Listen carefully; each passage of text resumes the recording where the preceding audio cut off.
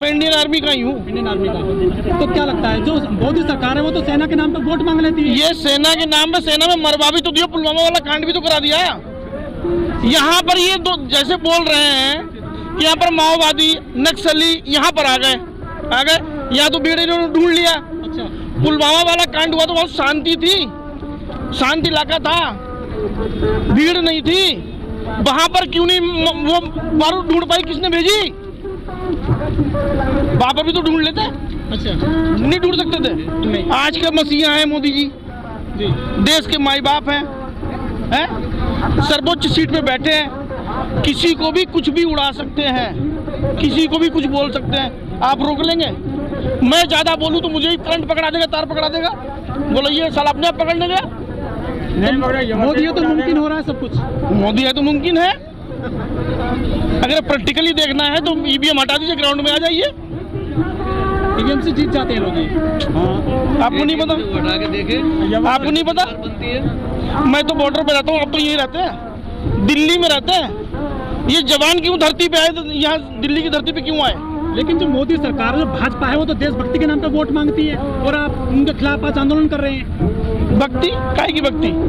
बाकी ये बेवकूफ, ये भक्त नहीं है, ये भक्त नहीं है, ये भक्ति नहीं है, ये भक्ति नहीं है। जिनके पीछे से चल रही देश है पूरा, वो तो कहते हैं देशद्रोही है। ये देशद्रोही है। ये गुजरात नहीं है, उसने 2-4 चैनल बना रखे हैं। ये गुजरात नहीं है मेरे बड़े भाई, ये इंडिया, ये दिल्ली है और ये जनता है। ये जिसको चढ़ाना जानती है उसको नीचे से काटना चाहती है। तलवारें रखते हैं, ये तलवारें इसलिए नहीं रखते 100 पीस में, ये निकालना भी जानते हैं और चलाना भी जानते हैं। हम लोग तो ऐसे हैं जो मेड के लिए आदमी नहीं छोड़ते, फिर ये तो दूर की बात है। तो खेत मांग रहे हैं। ठीक है, तो हम भी फौजी हैं, अगर हम वहाँ पे रक्षा करते हैं उनके हक के लिए आगे तिरंगा लेके हम भी खड़े होंगे। नेता कोई डिसीजन नहीं इस चीज का, फौज और जवान सामने सामने हैं, वो कभी नहीं लड़ेंगे। चाहे हमें मुद्दा बैठ के आपस में समझौता करना पड़े, हम कम्प्रोमाइज करेंगे, लेकिन काला कानून वापस होगा ही होगा।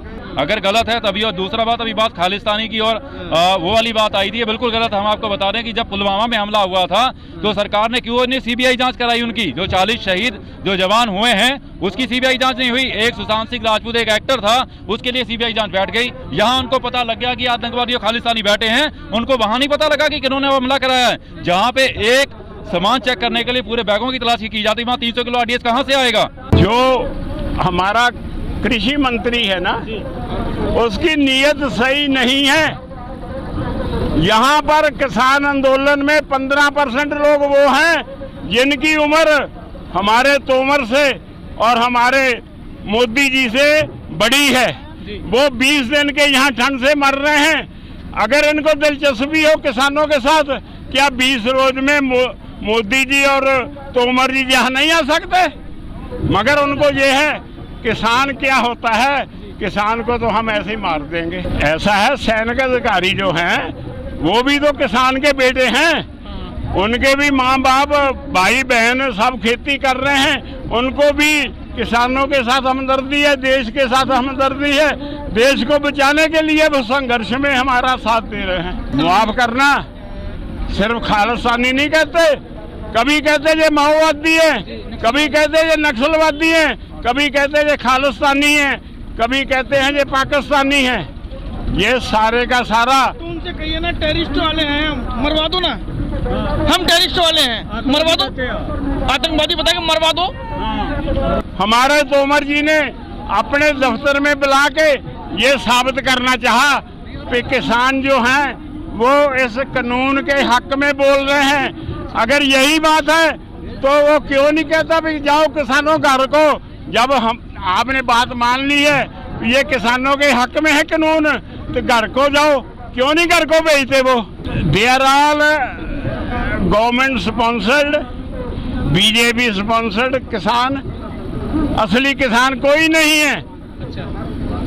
वो सब उनके पार्टी के साथ जो जुड़े हुए हैं चंद लोग, 0.1% भी नहीं है। वो कहीं से फंडिंग नहीं हो रही। कभी किसान को कहते हैं इसको अकल नहीं है, ये दूसरे की कंधे पर रख के बंदूक चलवा रहा है। कभी कुछ कहते हैं, क्या किसान इतना मूर्ख है? किसान आज का किसान मूर्ख नहीं है, ना वो अनपढ़ है, मूर्ख ये हैं जो सेंटर में बैठे हैं, जो किसानों की आवाज को दबा रहे हैं। सर करीब 20 दिन हो चुके हैं किसान आंदोलन चल रहा है बड़े पैमाने पर गाजीपुर बॉर्डर पर, लेकिन सरकार आपकी बातों को नहीं मान रही है। ऐसा है जी, सरकार के दिल में किसानों के लिए कोई इज्जत नहीं है जी। 5 साल पहले इन्होंने जो षड्यंत्र रचा, ये कह के भी 2022 तक हम किसानों की आमदन दुगनी कर देंगे। सबसे पहले ये साबित करें कि 2021 आने वाला है, क्या इन्होंने सवाई की है, डेढ़ी की है, या दुगनी कब तक करेंगे? ये झांसा देके, ये गुजरात की सरकार, ये बीजेपी की सरकार नहीं है, सेंटर में गुजरात की सरकार है। 4-5 उद्योगपतियों ने अपना पैसे के साथ मोदी जी को गद्दी पर बैठा दिया है। ये इन्होंने अपने जहां जहां इनकी बीजेपी सरकार है, सबको हिदायत की है कि अपना पूरे का पूरा बल योग उपयोग करके वहां के किसानों को यहां तक मत आने दो। नोटबंदी में भी देश का बहुत नुकसान हुआ, और ये बात अलग है कि मोदी ने कोई काम अच्छे किए हैं, वो ये है 370 हटाई, अयोध्या का फैसला करा दिया। इसका मतलब ये नहीं है कि किसानों का वो गल दबा दे, किसानों को मार दें।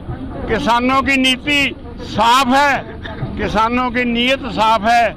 ना तो मोदी की नीयत साफ है और ना तोमर की नीयत साफ है। अगर तोमर की नीयत साफ होती तो वो 20 दिन में एक दिन तो यहाँ पहुँचता। ऐसा है जी, चोर कभी कहता है मैं चोर हूँ, वो तो ये कहेगा ही मैंने कभी चोरी नहीं करी।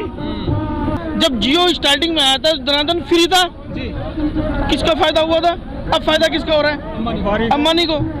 अब भी फायदा किसको होगा? ये जो बिल ले आएंगे, इससे फायदा किसको होगा? उद्योगपति को। 2 दिन के बाद हमें फायदा दो तो चलो, तो 18-20 रुपए में गेहूं खरीद ले, तो हम फ्री दे दिया, गेहूं मेरा ले लिया या पैसे दे दिए, उसके बाद हम क्या कटोरा लेके बैठेंगे? अच्छा भाई साहब, इस जो पूरे आंदोलन में जो सेना के अधिकारी हैं, आर्मी के, वो भी आ रहे हैं। हाँ। कितने लोग पहुंचे आज यहाँ पर? 250 ना माने हम बैठे हैं तब तक। हमारी जिद है, हम उनके बच्चे हैं, बच्चों का काम है बड़ों से जिद करना। हम जिद कर रहे हैं, माफ कर दो, छोड़ देंगे। शायद नहीं छोड़ देंगे तो जन सैलाब दिखाई देगा 2-4 दिन के अंदर। अच्छा, आगे क्या आप रणनीति है? कितने को मारेंगे? आप 1 को मारेंगे, 2 को? हम तो वैसे ही फौजी हैं, मरने के लिए जिए हैं। आज मर जाए, कल मर जाए, कुछ पता नहीं, तब भी शहीद कहलाएंगे। मरना ही तो है, यहाँ मरेंगे तब भी शहीद कहलाएंगे, बॉर्डर पर मरेंगे तब भी शहीद कहलाएंगे। इस पूरे किसान आंदोलन में 2 लोग बहुत सुर्खियों में आ गए हैं। हाँ। अडानी और अंबानी, इसके हाँ। पीछे क्या राज मानते हैं आप? नहले और दहले समझते हैं ना हिंदी में, हमारी गांव की भाषा। नहले और दहले हैं मोदी जी के। अभी सरकार कौन चला रहा है? मोदी और अडानी जी, और अडानी और क्योंकि वो अंबानी चाहते हैं, जी। क्योंकि कोऑपरेटिव एजेंसियां बनेंगी, उससे इफेक्ट क्या पड़ेगा? किसान की जमीन तो जो है टेंडर पे आई जाएगी, लेकिन नुकसान उसे मजदूर को ही पड़ेगा। आज यहाँ पे किसान बैठे हुए सब लोग मारे जाएंगे। जो आटा 25 रुपये बिकता है वो स्टॉक करके रखेंगे, वो जाएगा 80 रुपये को, तो नुकसान किसका होगा? हर किसी का होगा।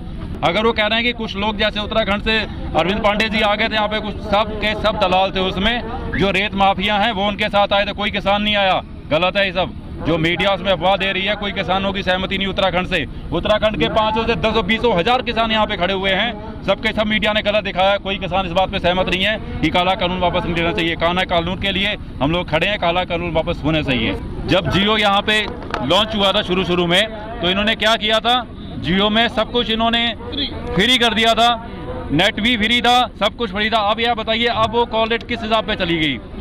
अब वो 500 रुपए पे गई कि नहीं गई? उसका तो जियो ने कोई एग्रीमेंट थोड़ा करा आपके साथ कि हमेशा फ्री देगी आप? तो हम अपनी किसान का क्यों एग्रीमेंट करेंगे? हम अभी जमीन के मालिक खुद हैं कि सरकार है? अब ये बताइए, जब हमें वर्ग 1 में हमें अपनी किसानी की जमीन है, तो हम किसी लिए टेंडर पे किसी को क्यों देंगे? सरकार कह रही है समय की डिमांड, इन कानूनों की जरूरत है किसानों बिल्कुल जरूरत नहीं है। ये किसानों की खेती है, किसान कोई जरूरत नहीं ऐसे किसान की। जब किसान अपने हक के लिए खड़ा, आज तक ऐसे कानून की जरूरत, आज क्यों पड़ी ऐसे कानून? क्यों? क्योंकि मोदी जी बिके हुए हैं। उनका टेंडर किससे हुआ है? अंबानी और अडानी से।